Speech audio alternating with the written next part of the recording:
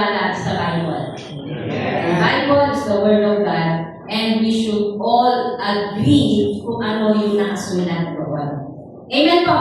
Amen. Amen. Amen. Sige po. No? So last month series po, we talk about, ano po yung series natin last? What? Wala si CJ? Hindi pa naman po kasama ni George. Ang last month po natin na series is about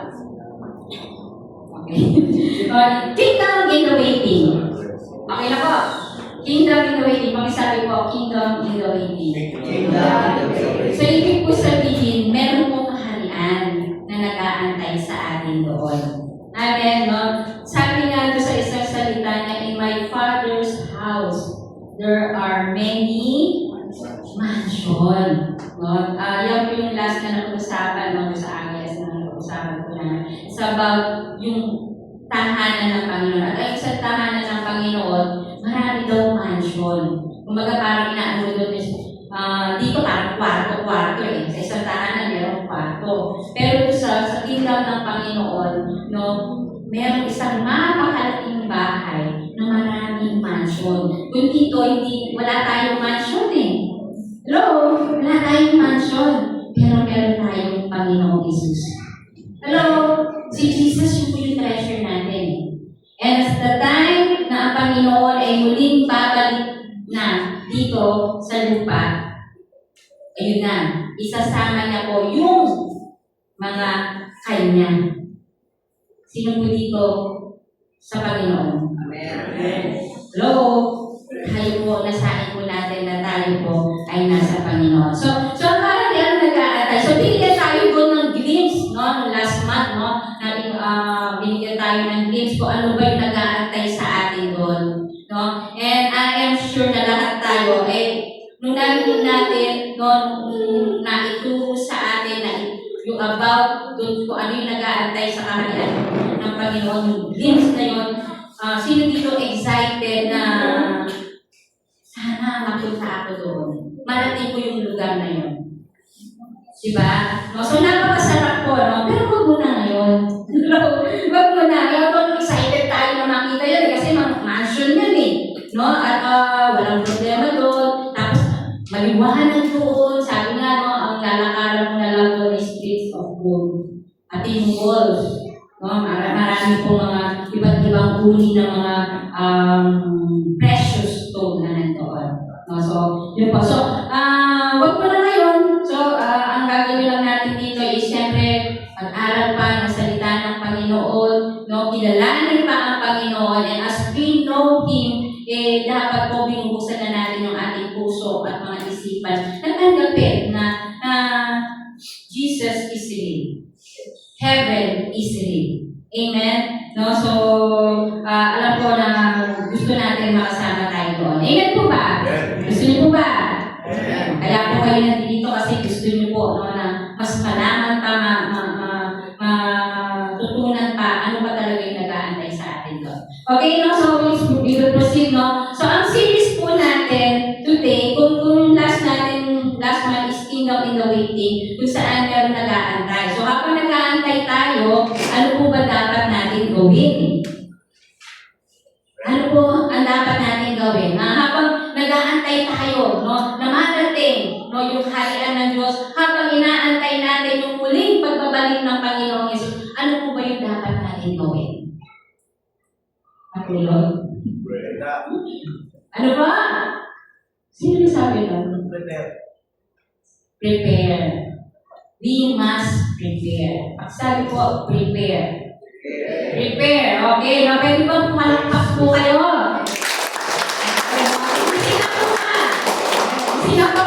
Okay. No? So, what it takes to prepare? Ano ba yung dapat nating paghandaan? Meron na po ba kayo ng idea kung ano po yung dapat nating paghandaan? So, for this month, February, although kahit month of love dito, no, araw ng mga puso, no, syempre hindi naman mawawala yun. No, kailangan talaga mas lalo natin mamahalin ang Panginoong Yesus. Amen? No, syempre si Lord, bago yung mga asawa natin, kasi pangalawa lang po yan yung pamilya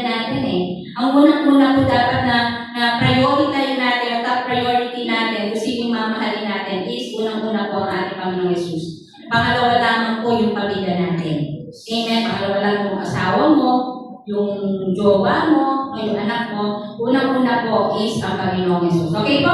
So what it takes to prepare, ano ba yung dapat nating paghandaan, no? At isa na dyan sa pag-usapan natin, no, yung first topic natin sa linggong ito, kasi we have 4 weeks po ng February, at iisa-isahin po, no, ng mga magtuturo dito, yung mga preacher po dito, kung ano ba yung mga dapat nating paghandaan. Amen? No? So, unang-una po, no, na sa week na to, ang pag-uusapan po natin is sanctification of the body. Hello? Pag-isabi nga, sanctification of the body. Ayan. No? Ano po ibig sabihin ng sanctification? Kung tatagalugin po natin, pagpapabanal. Sino dito gusto maging banal? Amen. Meron yung iba parang pag sinabi lang sila ng banal, parang akala nila iniinsulto sila. Tama ba? Lalo na sa atin, no, ng mga Kristiyano, no, ng mga born again, kasi sabi ko, yung mga born again na yan, banal-banal yan. Diba? Ito natatandaan ko lagi ni Pastor Gus, pag nag-preach siya doon. Ano ba gusto mong tawagin sa'yo? Banal-banal o demonyo? Tama ba yun, Pastor Gus? Diba? Kung tatanungin ko kayo, ano gusto nyo matawag? Banal o demonyo? Banal! Kaya mo sila, kung hindi mo kasasabihin nila, basta ikaw alam mo, totoo ka. Amen? No? So we should be holy. No, dapat po pala magpakabanal tayo. Amen? No, yung katawan po natin, no, make it holy. Amen? Kasi ang kalaban talaga unang-una is yung laman. Amen? Hindi po malakas yung laman natin, mahina po tayo. Madali po matukso ang tao. Yan po yung nangyari kay Adan at Eva eh. Amen? Ang ganda-ganda na ng tanawin na nasa paligid nila, and one time, bigla ito, no? Napanghinaan po yung kanilang flesh. Amen? No? So, yun po. No? So, ano ba yung meaning ng sanctification? No? Sa Tagalog, sabi ko nga, pagpapabanal. No? Ang sabi niya dito, the action of making or declaring something holy. Dapat po pala nakikita ito sa ating gawa, sa ating mga pinapahayag. Amen? No? Yung pagpapabanal. Amen? And the number 2, sabi niya, the action or process of being freed from sin or purified. Proseso po ito eh. Kaya nga sabi ko nga kanina, no? Ang tao, dahil nasa flesh po tayo, mahina po tayo. Sino dito malakas? Mahina po tayo, no? Lalo na po sa tukso. Lalo pag nakita tayo isang magandang bagay. No? Kahit alam natin na masama, hindi mabuti, dahil naninibabaw yung laman, mas nananaig po, no, yung kasalanan. Amen. No? So the action or process of being freed from sin or purified, pagtatwa o pagtalikod sa kasalanan. Yan po yun. No? Pag nagpapabanal ka, dapat tumatalikod tayo sa kasalanan. And by the way po, lahat po pala tayo ay makasalanan. Wala ni isa po ni matuwid pala po. No? Kaya nga po tayo hindi dito eh. Kaya nga po tayo nag-church eh. Hindi po pwede nag-church ka, perfect ka na. No? Kaya yung ibang tao, takot pumasok, kala nila yung mga tao dito, perfect na. Malaya po tayong mag-invite, malaya tayong pumasok dito kahit makasalanan ka, ikaw po yung pinakamaluming tao. Kaya nga po may church. Parang hospital lamang po yan, no? Kapag pumisang ng isang tao, saan po ba kakasok? Sa hospital. Amen? Kaya po yung mga tao nandito, may mga sakit po. May sakit po tayo lahat. Kaya po tayo nandito kasi nagpapagaling po tayo. Amen? Amen? Yung spirito po natin, nagpapagaling po. Amen? Physically, yes, you are healthy. Pero yung soul mo, yung spiritual mo, may sakit po. Kaya nga po talagang nandito tayo para po pagalingin po, palakasin po yung ating mga spiritual. Amen?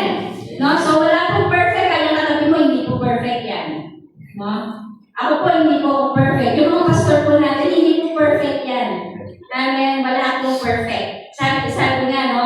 Yung iba, pag pumasok dito, tapos natisod sila, umalis sila. Sabi nila, kasi magulo, kaya ayaw ko na sa church na to. Amen? Pero nung umalis siya, doon naging maayos. Bakit? Siya pala yung magulo.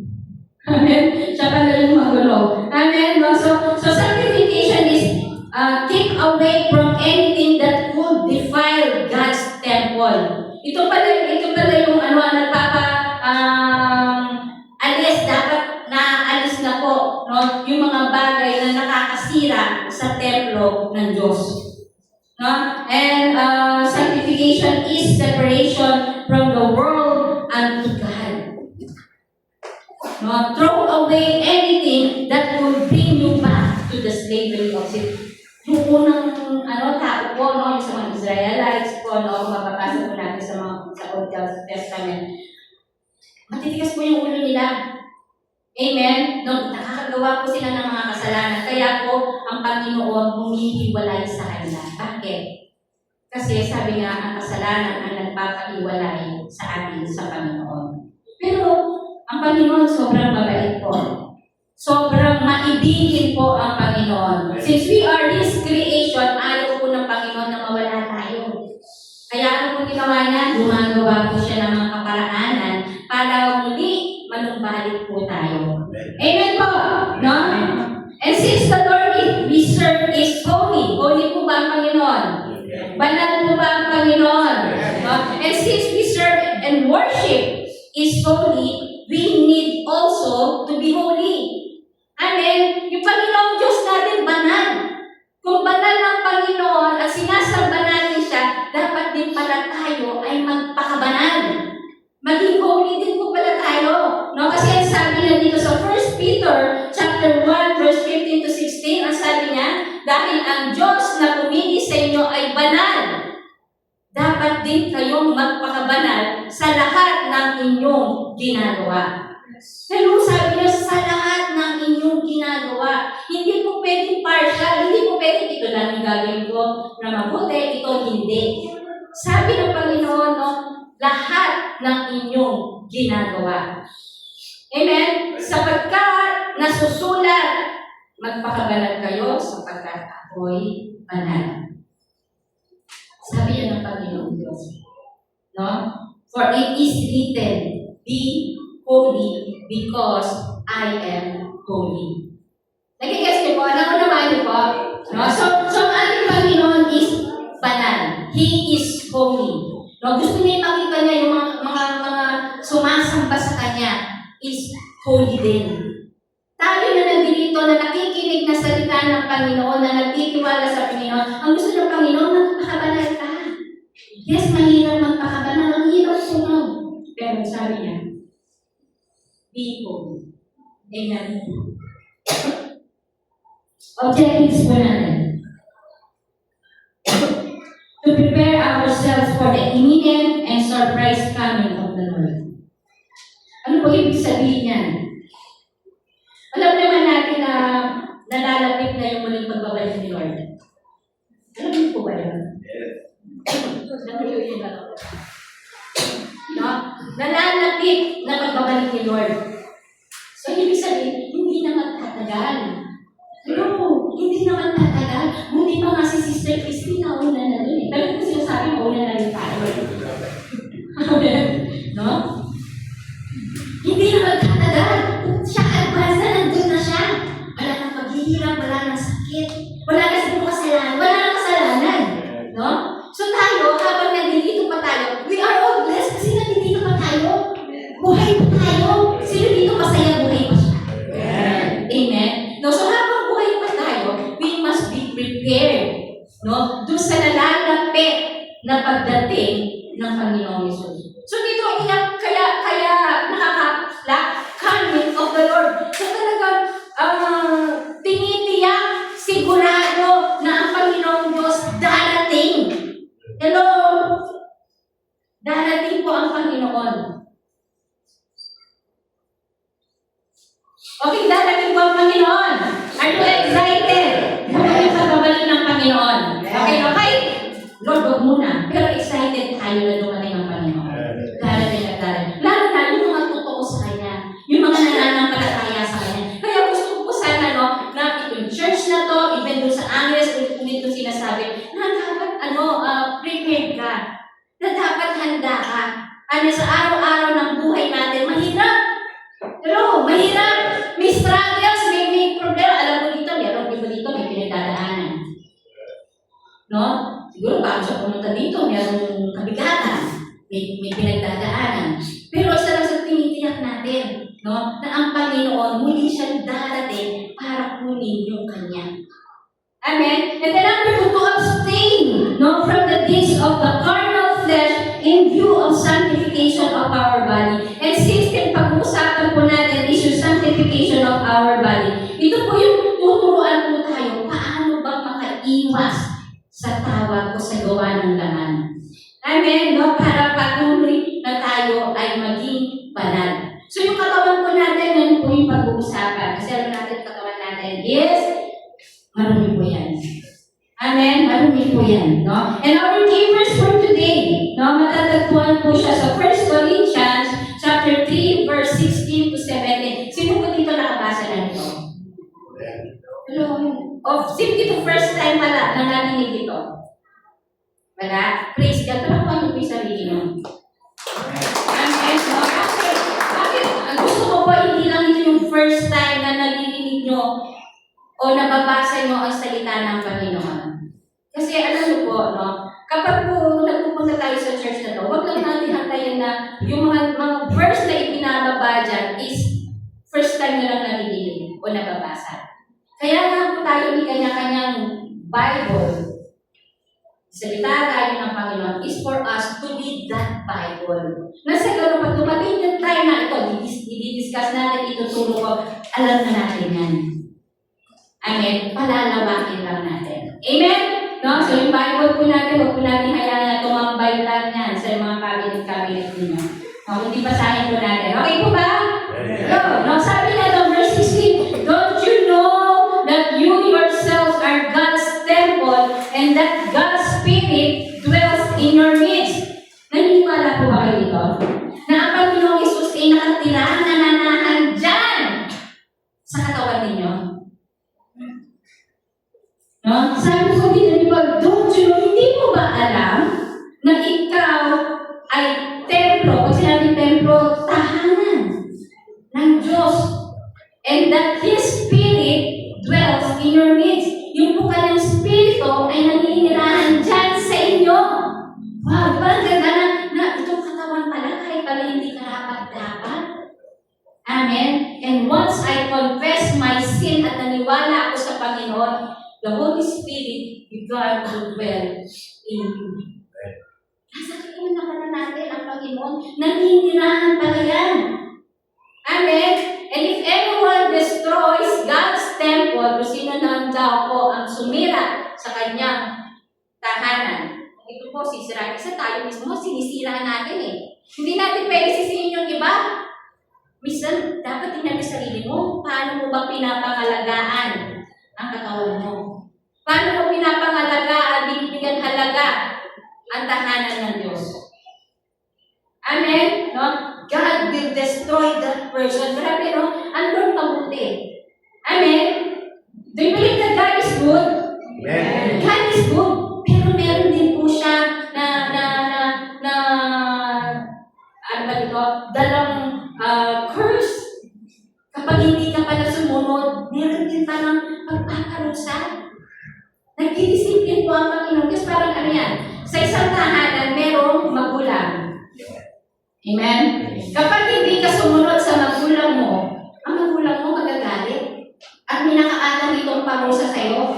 Wala na sa mga kabagahan. Even sabi mo na, kahit hindi kabagahan. Kapag merong magulo at hindi pagsusunuran, yung mga magulang nalulungkot. Amen? At para madisiplina niya to, meron ka nakaantagay na parusa para saktan ka, hindi para matuto ka. Amen? So if anyone destroys God's temple, God will destroy that person. Kaya kung sinisira mo yung katawan mo na tahanan ng Diyos, temple ng Diyos, huwag mo sa akin ka sa Diyos eh. Amen? And God's temple is sacred. Ano ba yung sacred? Amen. And you together are that temple. Ikaw po ang templo ng Diyos. Amen? Ako po, templo po ako ng Diyos. At alam mo po, isa sa nakaka-amaze na gawa ng Panginoon sa buhay natin lahat,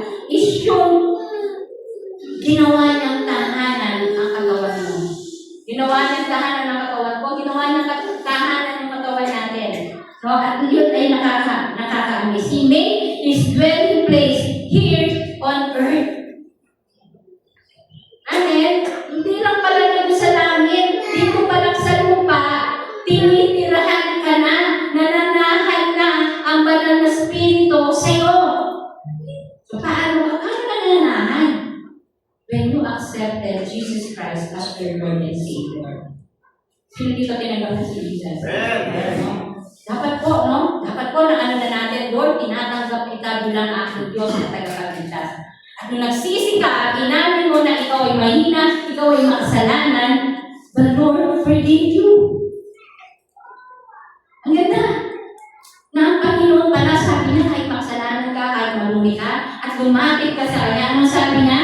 If you confess your sins, He is faithful and just to forgive you. So, ganun kabuti ang Panginoon. Amen. No, mabuti po Panginoon, kayo akala nyo, minsan, hindi na nakapatawad yung ginawa ko. Hindi po totoo yan. All you have to do is to confess.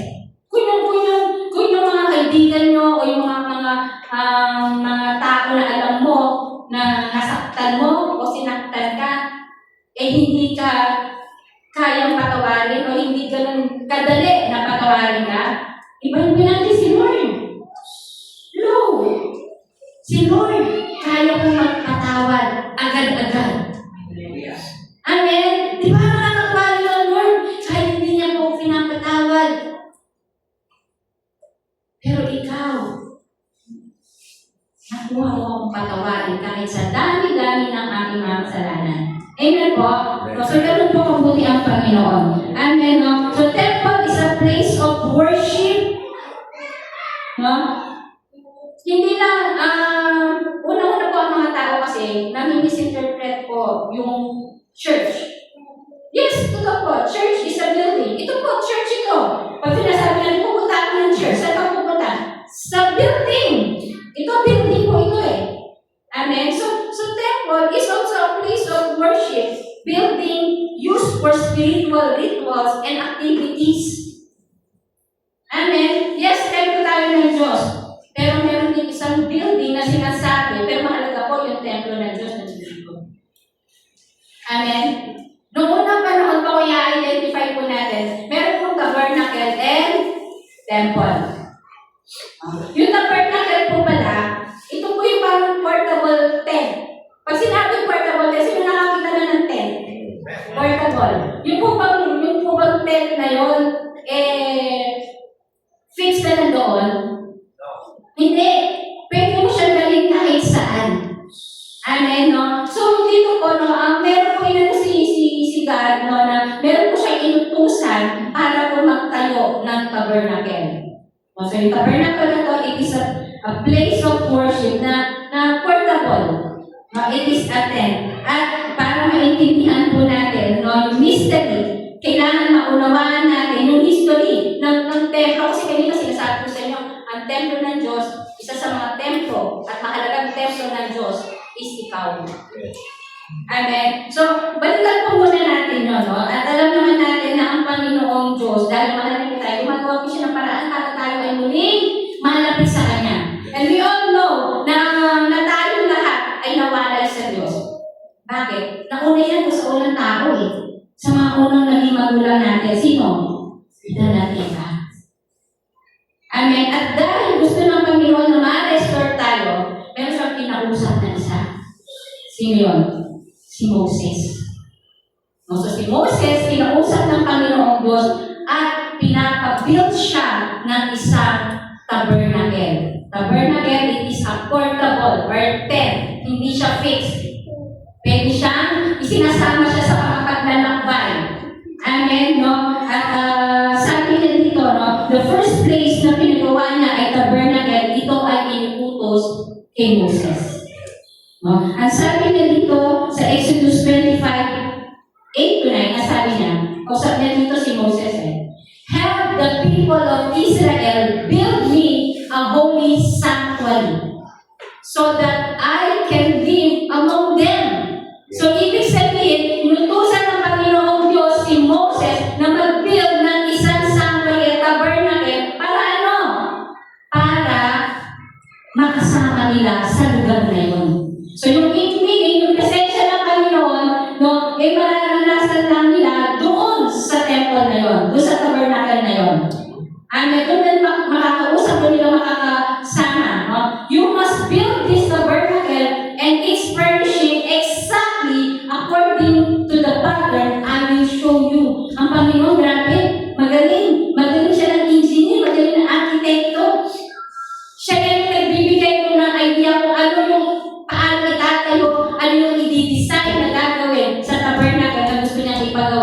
kay Moses.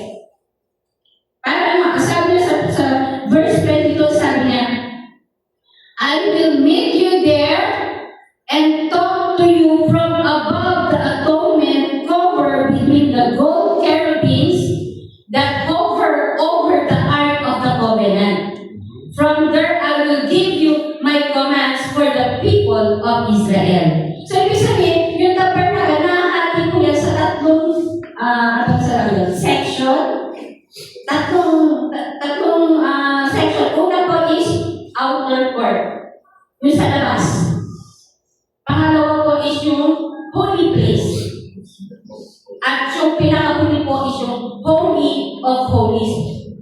Kabanal-banalan lugar. Kung meron banal na lugar, meron pa palang mas banal na lugar. Pero nasa iisang struktura lamang po yun. Nasa iisang tent lamang o tabernacle na pinapagawa niya kay Moses. So, ito sa mga tatlong bahagi let's say yung space na yun, is merong mga bagay-bagay na naandoon. At alam niyo po ba yung Holy of Holies, yung pinakahuli po, no? Ang nakakapasok lamang po doon is yung pinakapunong pari. Hello? At hindi po araw-araw ito napapasukan. Ilan po? Once a year. Grabe, ang hirap pala nung time na yun.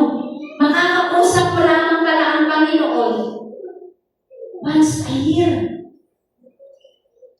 Amen? So, nung nandun na yung sa lugar na yun, no, paano nakakausap kasi alam na makasalanan, para talaga yung mapatawad na yun, alam niyo po ba yung pinakapunong pari? No? Kailangan po pala mag-offer ng sacrifice. Ano yung sacrifice niya? Nagkakatay sila ng kayo.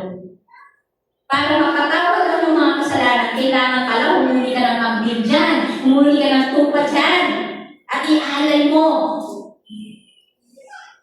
yung tupa na yun sa Panginoon para na sa ganon, mapatawad ka. Madali mahirap.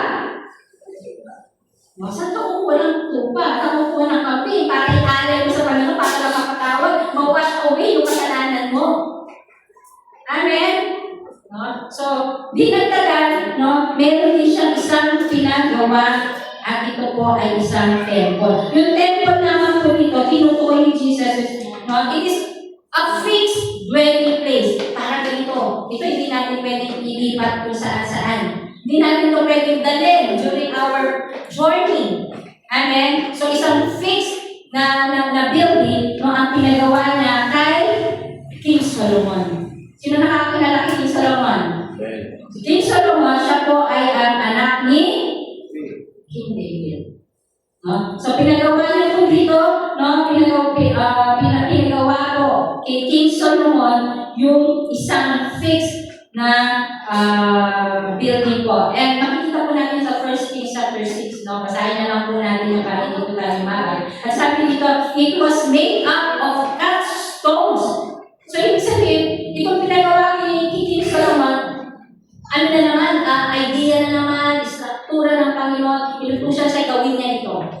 No? At sabi niya dito, it was made up of cut stones, wood overlaid with pure gold.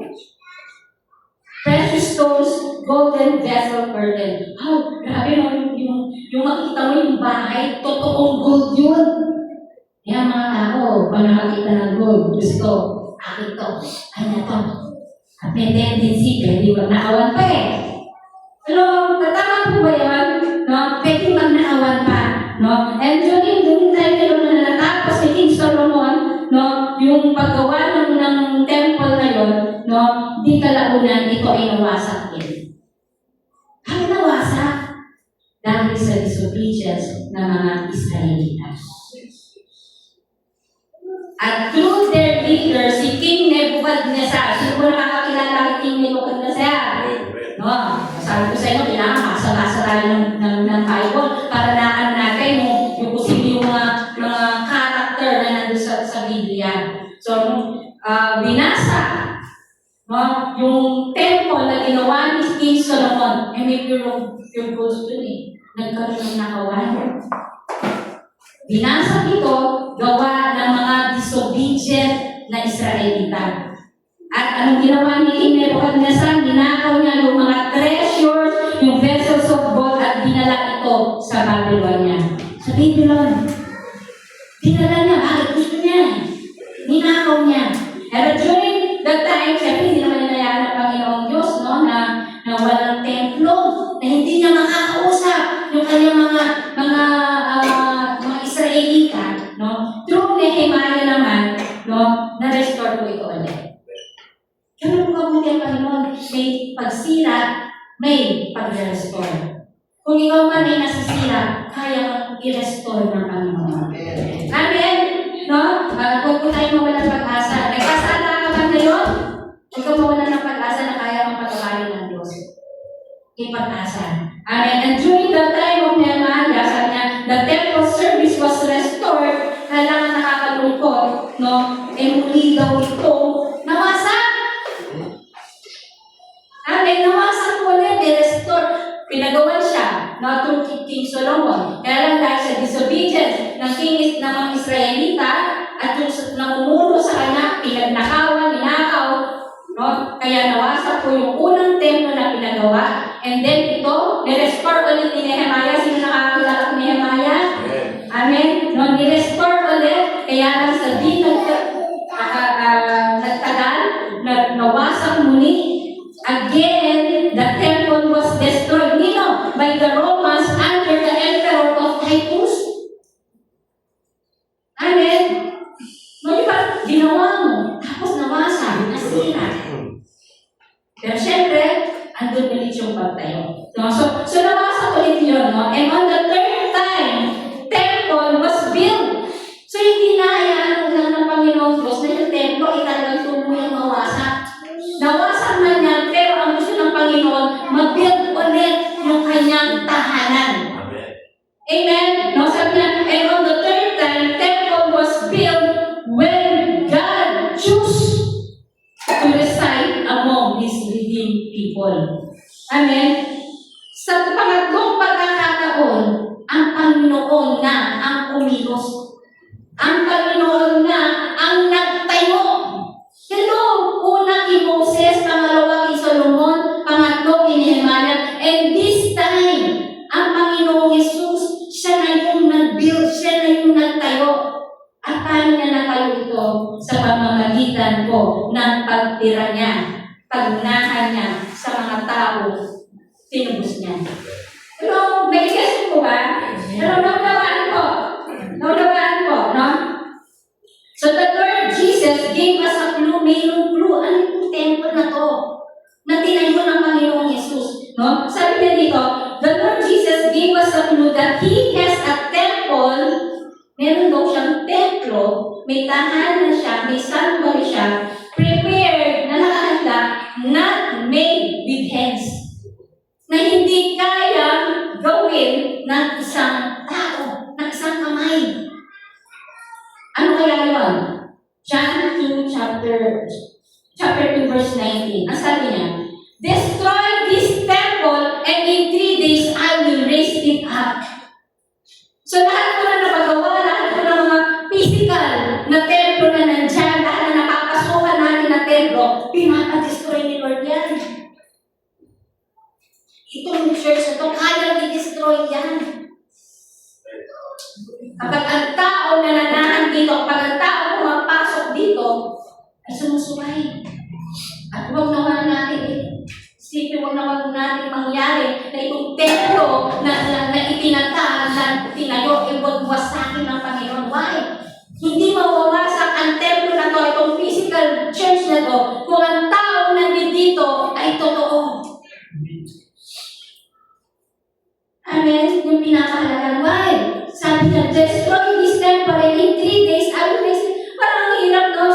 Sa isang building, 3 days mo lang siyang itatayo. Pero kung magkakaroon, so feel ko yung mga kapitero. Amen? Siguro ito, pag tinayo mo ito, ilang ano to? 1 month ba to? 2 months? Na tinayo? Pero in 3 days, napaka-imposible naman po nun. Sa paghalo pa lang ng simento, no? It will took yung ilang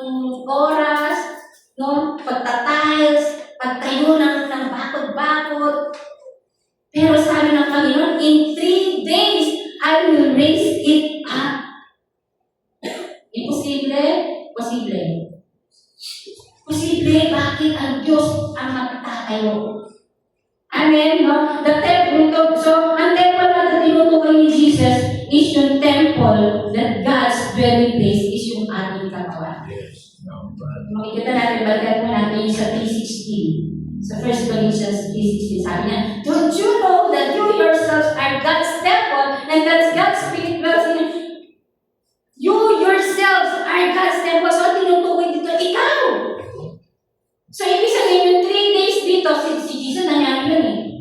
Nung nangyari yung death and resurrection sa crucifix na ginawa ng Panginoong Jesus, after 3 days na nabuhay siya, sumigaw ang Panginoong Diyos. At sabi niya, it is finished!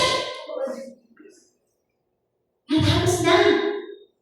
And doon, it began, no? Yung pagpunit ng malaking kurtina. Kasi doon sa pinagawa na kay Moses, meron sa Holy of Holies, na merong kurtina nakakatag doon. Mula taas hanggang sa baba. At nung natapos ni Jesus Christ sa crucifixion, nung namatay siya at muling nabuhay, ang sabi niya, it is finished, the curtain was cut. Nahati. At doon, muli, nanahan ang Panginoon. Kanino? Sa akin. Ano nangyari? Dapat we should allow Jesus Christ to live in our hearts. Ano? Tanggapin mo si Jesus Christ. Kasi natutulong nyo muna, babasahin nyo dyan. Wala ko naniniwala sa Panginoong Jesus, sa sarili ng bayan. Hindi siya pinaniniwalaan. And I pray na lahat po tayo dito, pinaniniwalaan natin ang ating Panginoong Jesus. Amen po? Hello! Amen. So, what it takes to sanctify our body.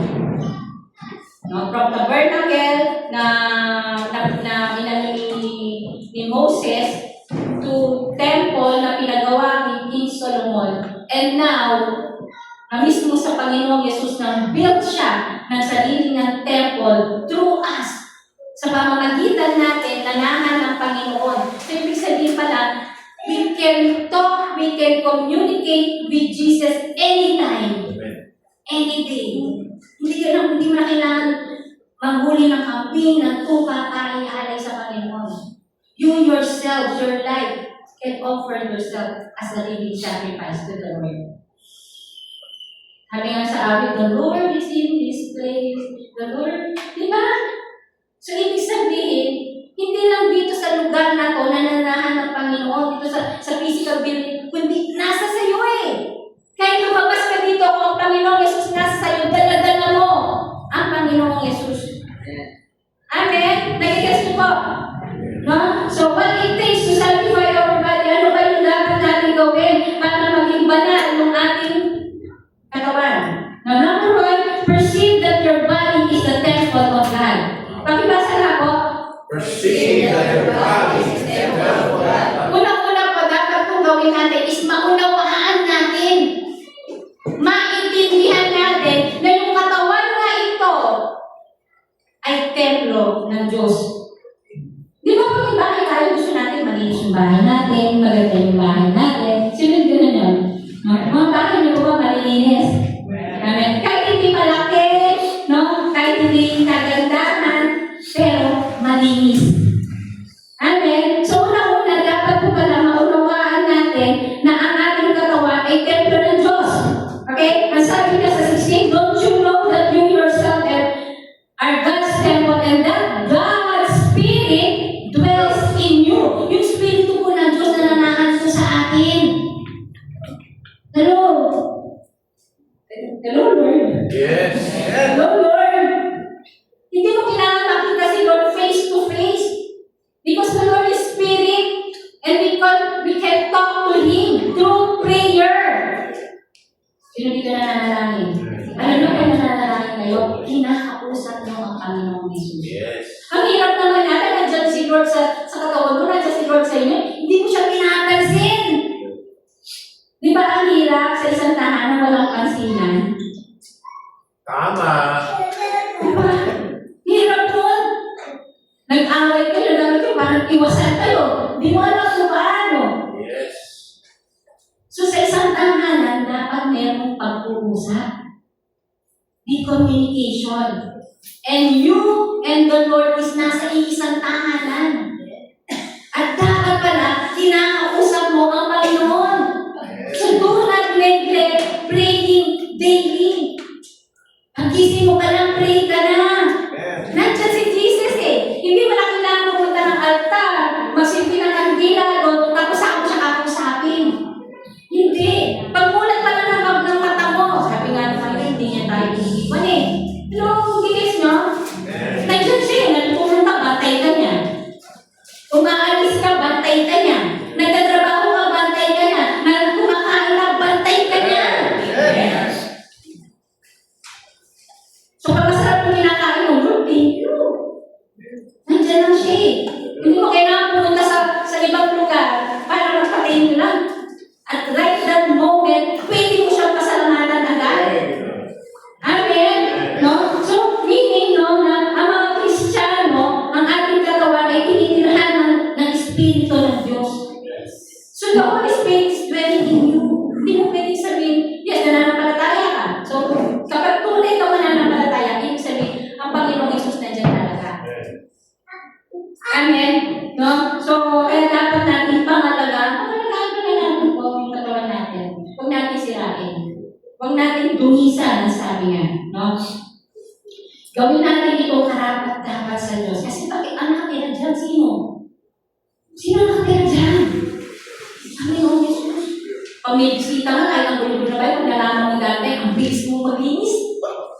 Sino yun? Sino ang naranasan yun?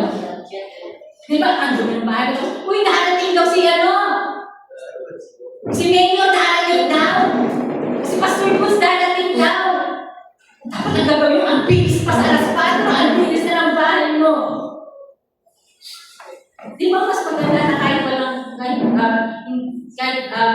sa lahat ng oras, malinis dapat. So, gano'n din po, yung nahanap ko ng Diyos dapat, anumang oras, anumang pagkakataon, malinis dapat yan. Why? Nandiyan ang Panginoon Jesus. Yung Espiritu ng Diyos na nanahan dyan. Bantay ka niya.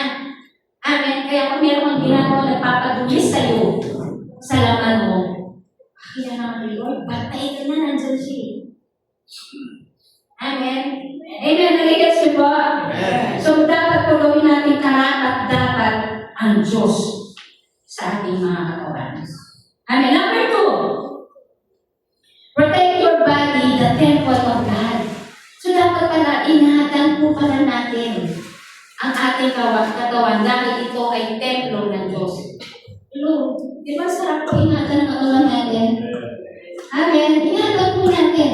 No? At sabi sa verse 17, if anyone destroys God's temple, ito na. Siyempre, kung naman ang may-ari ng bahay na to, ayaw mo naman masira. Pero ang Panginoong Yesus sabi niya, kung sino man ang sumira sa aking tahanan, yan, nagkawin mo. Pag sinira niyo daw yan, sino man ang sumira dyan, ano sabi niya? He will destroy that person. Kung ikaw, katawan mo na yan, sinisira mo yan, ay, tandaan mo, He will destroy you.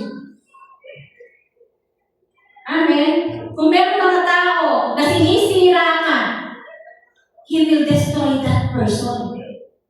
Eh dahil ikaw yung nandyan, proteksyonan mo yung katawan mo, ingatan mo, bakit nananahan ang Panginoon dyan sa'yo. Nagigets niyo po? Amen? Amen? No? Kaya nga, sino man ang sisira sa templo ng Diyos, sisirain ng Diyos. Ang katawan ng tao ay templo ng Diyos. Amen? Ha? Kung sinasadya natin sirain ko, ano? Minsan talaga sinasadya natin sirain ang katawan natin. Paano? No? Sa pamamagitan ko ng pag-ibisyo. Yan. Sinisirain po natin ang ating mga katawan through our vices. Immorality. Amen? No? Kaya tayo nandito, gusto ng Panginoon, malinis tayo. Hindi tayo tayo nandito sa church na to para i-judge ka. Kaya ka nandito, sabi ko nga, lahat tayo may sakit. Lahat tayo marumi. Kaya tayo nandito, nakikinig ka ng salita ng Panginoon. Pinag-uusapan ng salita ng Panginoon is para malinis tayo. Linisin tayo. Amen po. So, protection po natin yung katawan natin. Kung natin hayaan ng, sorry for the word, mababoy. Amen? No? Ang pagbibisyo, hindi mo maganda yan. Wala naman dito na nagbibisyo, no? Hello? Wala na. Amen. Sikapin po natin na wala na yan. Amen, no? Yung mga immoral na hindi ka maganda ang pagiging moral. No? So, pag-uusahan tayo ng Diyos. Dapat pala we are always covered by the blood of Jesus. Covered ka. Dapat ng banal na dugo. Huwag natin sayangan yung dugo na inalay ng blood ni Jesus sa atin. Amen po? No? Never allow the enemy to distract you. Huwag mo hayaan na yung kalaban ay guluhin ka. Tayo dito, marami activities sa church natin. Amen? So, dito nagsa-cell group pa. Amen? Cell group, yan yung mga pang-protect natin sa ating mga katawan. Sa ating mga sarili. Yung pagsa-cell group, yung fellowship, yung devotion, worship night, prayer night, Sunday celebration, yan yung mga pwede natin gawin para maproteksyonan yung ating pangangatawan. Ating katawan, yung tahanan ng Diyos. Hello? Kaya huwag po natin ine-neglect yung mga bagay yan. We are all blessed kasi ang church natin ganyan. Merong cell group, merong prayer night, worship night, we don't watch, may Sunday celebration. Kasi kung mga walang yung mga yan, ay baka talagang tuluyan na masisira ka na. Bakit? Walang naglilinis eh. Walang nalilinis. No? Kaya maging excited po tayo kapag nagpapatawag ng cell group si leader. Amen? Excited po ba? Baka mamaya pag tumatawag, yun na naman, cell group na naman. Hindi po. Dapat po, we must be excited every time na nagpapatawag ng cell group si leader. Kapag po may gawain dito, huwag po natin katamaran na pumupunta dito kapag po may gawain. Amen po! Hello! Amen! No? So, yung daily devotion natin, sabi ko nga, hindi na natin gusto natin makausap ang Panginoon, yung presensya ng Panginoon lagi-lagi nasa atin. No? Kailangan lagi natin kinakusap. Yung daily devotion natin, gawin po natin na. Okay po? No? So, how to protect or how to sanctify our body, una po is, we must persuade. So, naunawaan na po natin. Pangalawa po is, we must protect our body. Pangalagaan po natin proteksyonan po natin, ingatan po natin yung ating mga katawan. Dahil ang katawan na yan ay, ano po? Tahanan ng Diyos.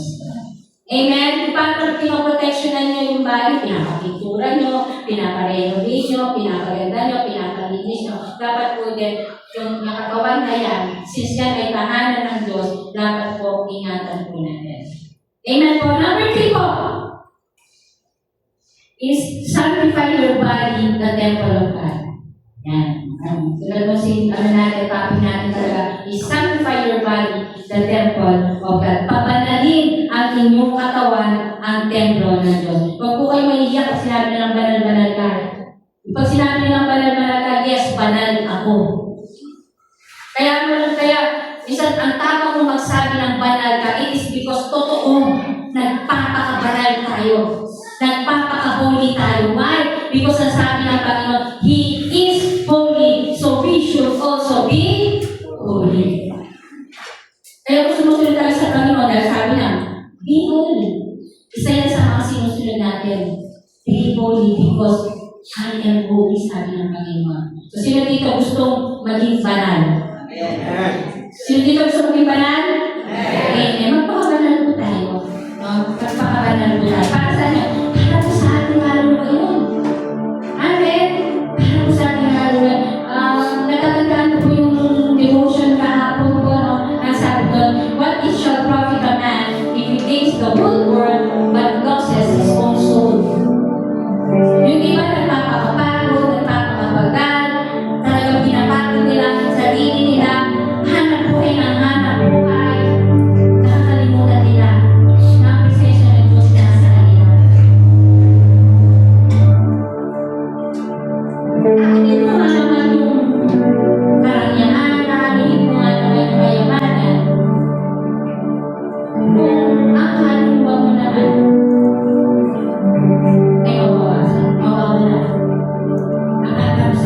Anong kapakinabangan nun? Sabi natin, pag namatay tayo, hindi naman natin magdadala kung ano yung pinaghirapan natin. Amen? Hello? Since kung ano man na bagay na meron siya, pinaghirapan niya, naku, baka pinaghirapan niya, hindi naman niya magdadala yun.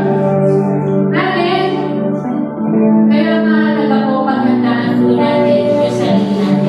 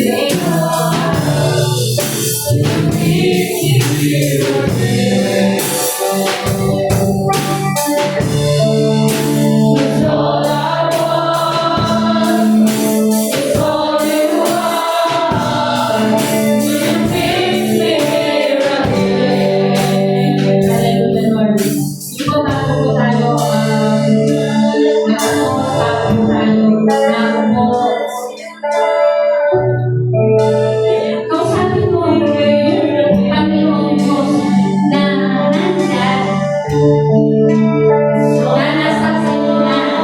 Anak, kausapin mo siya sa oras na to. Close your eyes and talk to the owner of that place. Malaya ang kausapin ng Panginoon.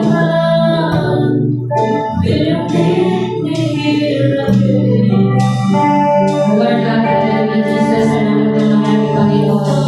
Lord, salamat dahil binigyan mo kami ng opportunity, Panginoon, na maging tahanan mo, Panginoon. Lord, hindi na kami lalayo dahil malapit ka sa amin, Panginoon. Anytime, malaya kami makakalapit sa iyo, Panginoon. Salamat ng marami, Panginoon.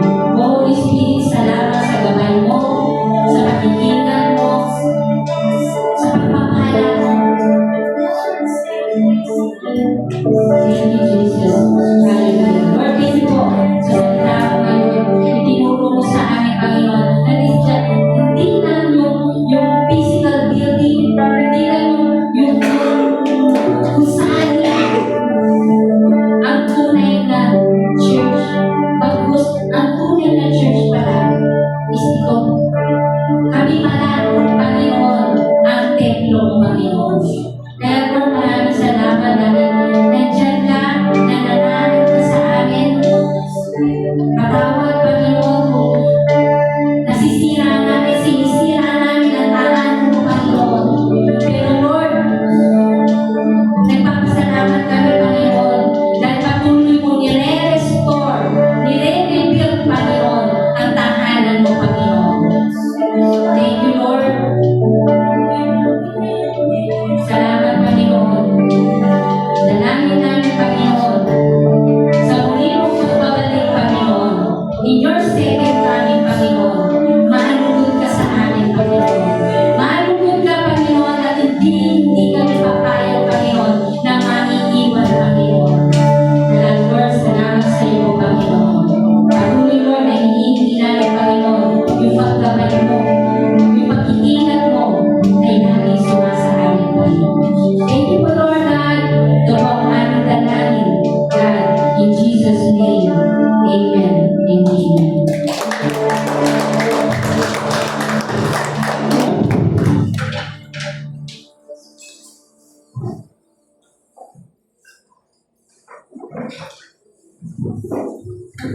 Hallelujah. Welcome to the Lord.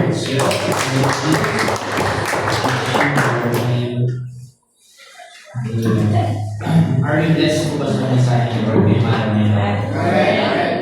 Naalala ko po nung hindi ko alam yung katawan pala natin. Banal na spirito. Ang daming taon ko po pala na binagoy. Sorry for that word. Yung katawan ko sa loob ng naiinis ng derada. Which is po na sinira at binasak po ng Diablo. Pero hindi po nahuli ang lahat dahil patuloy po na na-restore at binalik po sa original na disenyo ng Panginoon ang ating katawan. Dahil kung tinuloy-tuloy ko po siguro yun, dati pa siguro tuloy lang po ang nagkasakit, tuloy lang po nawasan. At baka this time po, may sakit na ako, na-realize na po. Pero praise God po dahil napakahuli ni Lord. Dahil po sa pagtilikod natin sa Kanya, pagsuko natin ang ating buhay sa Kanya. From lasinggero, naging pastor pa. Amen. So, naniniwala po ako na magiging motivation mo rin. Magiging may encourage po kayo sa mga personal testimony natin ng pastors. Yan Joshua, sino man po yung mga dating sinira ng Diablo, mga buhay, mga katawan. Na-experience po namin lahat yan. Masarap po. Kaya lang para siyang credit card. Enjoy na. Pay later. Amen. So, I encourage po sa mga testimony namin na someday. At sa mga hindi pa nakaranas ng mga gano'n yung mga vision, huwag nyo nang subukan. Sabi nga po ito ng Duterte, masisiraan din kayo. So, tuloy-tuloy lang po tayo. Always glorify God, sa pagpapakita at pagpapagamit ng ating katawan na ating buhay para po sa katawan. Huwag na tayo mag-curious pa, huwag na tayo mga kung masarap to, kung masarap yan. No, lalo na po kayo puso yung mga iba't ibang mix ng serbesa, yung mga sinisilaban pa, no, yung mga iba't ibang mga yosi, mga bake. Huwag na po. No, may nakikita man tayo, magalang na mga meron tayo ng pamilya natin. Always pray for them. Pero huwag na po tayo tutulad na sa kanila. Dahil po, no, right time, I know, like the prodigal son, manunungkarin din po sila. Marirealize din po nila. No, na mali ginagawa nila. Ang sarap-sarap na ng buhay nila kay Lord. No? Pero, dapat din po yung time, no? Gagamit po ng panahon ng Diyos, gagamit ng tao ng Diyos, gagamit ng isang masakit na pangyayari ng Diyos upang manambali po sa Amen? Pero, yun nga po, sanctification of the body, ito po yung dapat talaga is malinis o masanctify tayo ng tuloy. Not say na 100% na ano na po tayo, na holy, malinis na. Bagus kaya ako na sinabi ni Mami, patuloy po tayo napapalinis kay Lord, patuloy po tayo napapakain sa Kanya. Pero alam niyo ba, bukod po sa temple ng Holy Spirit itong katawan natin, ito po mismo tinutungtungan natin na lugar. Isa rin po ito sa tahanan ng Diyos. Naniniwala po kayo? So church is holy. At nandito rin ang Panginoon. At kapag po ganitong time na, kapag tithes and offerings, yung paborito pong place ni Lord dito, nakaupo sa tabi ng offering box. Naniniwala po ba kayo? Kagaya mo nangyari sa Book of Luke chapter 21, kapag giving na, ito po yung ginagawa niyo. Verse 1, pinagmamasdan ni Jesus ang mga mayayaman may dalang mga handog sa templo. Si Lord nandito, pinagmamasdan ang mga pinagpala ni Lord, yung mga binigyan ni Lord, yung mga binigyan ng trabaho, yung mga pinagpala niya, no? At binigyan niya ng mga extra blessing ba? Pinagmamasdan po ni Lord yan, nandito mo siya. Verse 2, nakita rin niya ang isang mahirap na biyudang nagkulog ng 2.50 sentimo.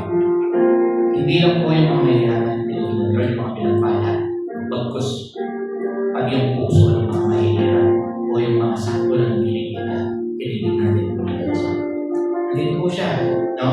Dahil isang biyuda po nito, isang mahirap lang siya na nagkulog lang ng 2.50 sentimo. 50 cents, no? 2 ganun ang bumibigay ng barya.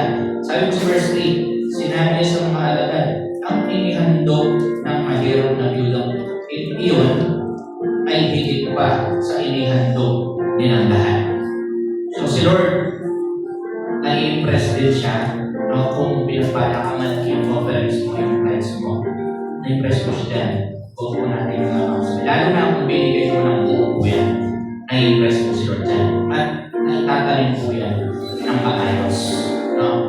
Huwag po natin ma-misinterpret. Pero, sabi po dito, sa verse 3, sinabi ni Lord, ang inihandog ng mahirap na biyutang yun na 2.50 sentimo lang, no, ay higit pa sa inihandog nilang lahat. So siguro po yung mga mayayaman kumita ng 100,000 isang linggo, nag-offering so nag-tithes ng 10%, pinigay ng 10K, no, kung kumita ka ng 1,000, pinigay ng 100. Pero ito 2.50 sentimo. Paano po nakakaliwan ng Panginoon doon? Paano siya napawaw? No? Sabi po dito, sa verse 4, ang inilagay nila, yung mga mayayaman daw po, ay bahagi lamang ng lapis na sa kanila. So, in short, parang sobra-sobra lang pala. Hindi pala ganun na talaga ka-kumpleto, no? Yung binigay ko nila. Ngunit, yung byuda, ang kanyang binigay ay ang buo ng inabubuhay. Tignan niyo po yung logic doon. In short, yung mga mayayaman, sige, hindi na siguro halata, ito yung bibili ko. Malaki na to. Pero lahat lang pala, kumbaga parang sobra lang. Pero yung byuda, last money na. Sabihin mo sa kami mo last money. Kaya napalin ng Panginoon dahil yun na po talaga pala ang lahat na meron siya. At ibinigay ko po ng Lord. Amen? So, sa ating pong mga buhay, kung mahal po natin, at gusto natin na patuloy na pagpalaan ng Panginoon. Minsan, yung time mo na lang, pahinga mo na lang, o yung pambayad mo na lang ng ganito, bibigay mo kayo. Huwag po kayo mag-alala. Your work are not in vain. Hindi ko nasasayang yung mga yan. Nakakalimutan natin ang Panginoon kapag nakikita niya na parang pagod ka na, hindi mo na kaya, pambayad mo na lang dapat ng ganito yan, pambayad mo na lang natulungan yan. Pero dahil hindi sa atin yun, no? At kagaya ng Buddha, kung nakita nila yung puso mo na pinili mo pa para sa church niya, pambayad ng mga bills ng church, no? Magiging proud ng Panginoon sa'yo. Amen? So, kapag po tayo nagbibigay, sabi nga, God loves a cheerful giver. Sabi mo nga sa tabi mo maging masaya. Ayan, dapat may mga ngipis yung mga labi. Dahil po, mangyayari po yan kapag nakita ni Lord na masaya ka nagbibigay, wala na cheerful ka, malulugod ang Lord. Kaya pag nakita niya, nagtatabog ka, nagtatabog ka. Palagay ba yung binigay mo magiging masaya? Hindi po. Pero pagka alam mo na yung ibibigay mo, makakatulong sa templo ni Lord, no? At makakatulong sa pagbabayad ng mga bills ng church ni Lord, no? Is, nakita pa niya, may nagigis yung malaki, sigurado po, next time, isang putos lang sa kanyang mga angel. Anak, pakibuksan na yung window 5, ibuhos mo sa pamilya na ganito yung blessing. Dahil kahit hirap na siya, binigay pa na yun para sa akin. Amen? Bubuksan po niya ang bintana ng para sa akin. Nakita mo ni Lord ang puso natin, ito at tunay po yan. Hindi napipilitan lang ang puso masaya. Asahan mo, no? Bubuksan po niya yung mga unexpected blessing na hindi niya nasa. Like po ang tinestimony ng last Sunday, this year, approve na po yung ginawa ko na house and lot. No, this year, I know, yun na po, lumabas na po yung ano talaga. Waiting for turnover na lang po. Siyempre po, hindi po magagawa yung sa loob ng pag-serve ko sa kanya, pag-test ko ko sa kanya. Ang ilang years mula 2015 or 16, 2026 na ngayon, hindi ko alam na yung mga itinanim ko pala naman 10 years from now, hindi, itinakay na pala yung bahay na. Amen? At naniniwala po ako na someday, hindi ka lang mamupahan, hindi ka lang magbagabang. Ikaw na mismo yung magbibigay ng trabaho, ikaw na mismo yung titira ng sasabi mo na kahit hindi pa tapos yung sarili ng bahay. Amen? So, God is challenging us po, may mga umaga dito. Let us all stand, kahit mga dito ngayon. God is challenging us, no? Anong year na ba? 2026? God is challenging you right now. Ako talagang nagtitiwala sa akin. Kung gusto mong ipagmalit kita, maging proud ako sa iyo, tulad ng Buddha. It's not about the amount, no? But it's all about your heart. At kung alam niya, no, na parang last money mo yan, pero kaya mo bang ibigay para kay Lord? Ang kapalit lang naman yan, hanggang ngayon, no, yung Buddha na yun, pinag-uusapan ko siya kapag bibig na. So let's, itaas mo natin ang mga ipagkakalo sa Panginoon at animan mo, ako, dati, no, sabi ko, Lord, para sa sarili bayan, diba? Ito ngayon, nangyari na, nasa 95% na po, no? At naniniwala ko na Sunday, no, puro po yan dala po ng sisig, bigla ng mahal. Let us all pray. Hallelujah, Lord, salamat po, Panginoon, sa opportunity na ito, Panginoon, upang mabigyan po kami ng pagkakataon na mabuksan ang bintana ng langit at maibuhos sa akin ang masaganang ng pagpapala. Lord, thank you dahil po ang susi, Panginoon, sa mga bintana ng pagpapala, Panginoon. Patuloy na dalangin po namin ang magamit po ito para sa iyong templo, para sa iyong kapurihan, Panginoon, Lord, at sa mga marami pa, mga cell group, mga outreaches, Lord, mga daughter church, mga ibang mga branch, mga Lord Grace na mabubuksan dahil this year is the year of expansion. Lord, patuloy na dalangin po namin ang na lumago, Panginoon, maging namin po mga sa lahat ng aspect ng aming buhay, Panginoon, naniniwala po tulad sa iyong salita, nasubukin ka lang namin, Panginoon, at iupuso sa amin ang masaganang pagpapala at hindi mo hahayaan, Panginoon, na salantain ng mga balang, Panginoon, ang aming po mga pinagpaguran, magpus, ito po yung patuloy na palalaguin. Salamat po, Panginoon, patuloy natin pinabalik, pinapalasa, mapulit, kasalanan, pagtitiwala. Lahat ng mga ready na pagpalain ng Diyos, sinasabi natin. Amen.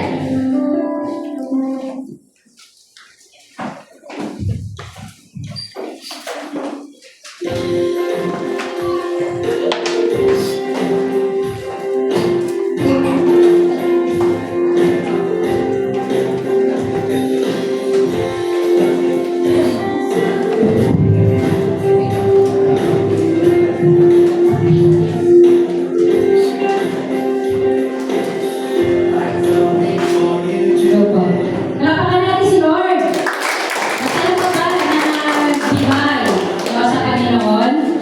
Hello, masaya po ba kayo? Yung pagbibigay po natin, hindi po ibig sabihin na nawalan tayo. Tapos mararagdagan pa. Amen po. No, so, and since this is the first Sunday of the month, no, alam naman natin na hindi natin pwede palagpasin, no, yung ating pag-alala, pagbulita sa ginawa ng ating Panginoong Jesus. Amen po. No, so, tinatawagan mo na po yung mga ushers.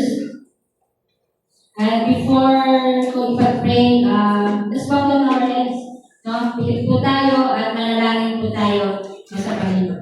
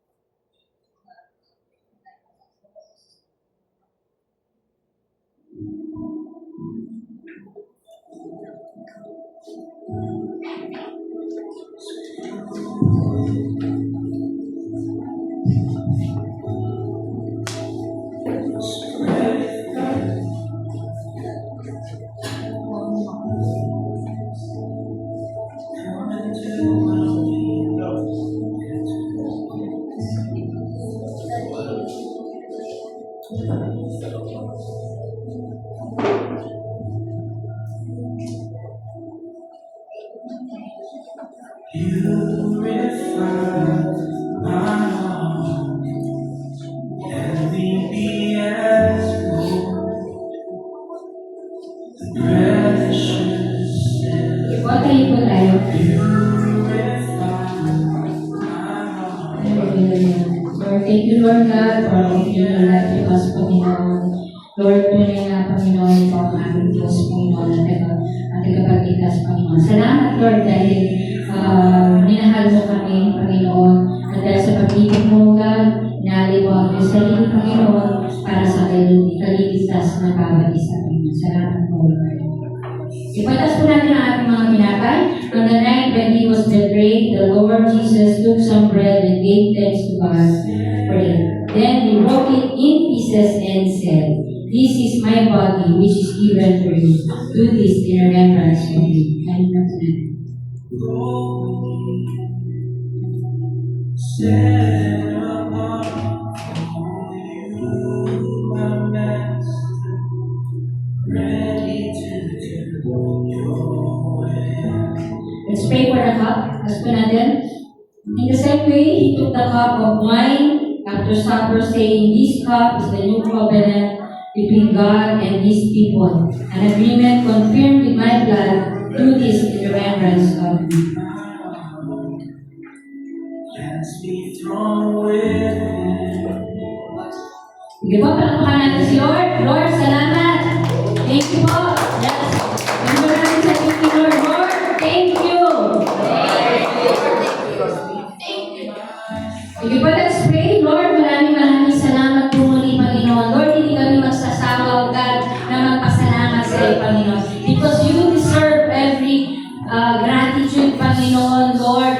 Every praise, every worship, Panginoon, Lord. Dahil pinapatunayan mo, Panginoon, kung gaano ang kabuti sa bawat isa, Panginoon.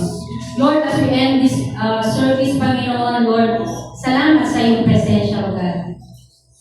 Salamat sa pagsama mo sa amin, Panginoon, na patuloy, Lord God, na sinasamahan kami, Panginoon. Salamat sa presensya mo, Panginoon, Lord, na nananahan dito sa aming mga katawan, Panginoon. And from now on, O God, iingatan po namin ang templo mo, Panginoon, Lord. Maraming salamat sa iyo po, Panginoon. Tapos po natin ang ating mga kamay. Hallelujah, Lord. May the Lord bless you and protect you. May the Lord smile on you and give you peace.